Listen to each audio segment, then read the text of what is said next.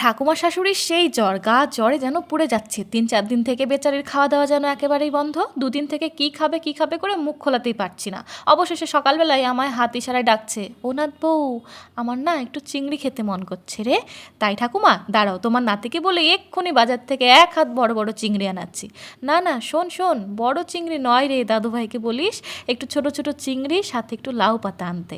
লাউ পাতা দিয়ে চিংড়ি পাতুরি খেতে যে বড্ড মন করছে রে। হাজবেন্ড তো বাজারের দিকেই ছিল, ফোন করে বললাম চিংড়ি বেশ একটু বড় বড় সাইজের নরম কচি দেখে লাউ পাতা আনতে।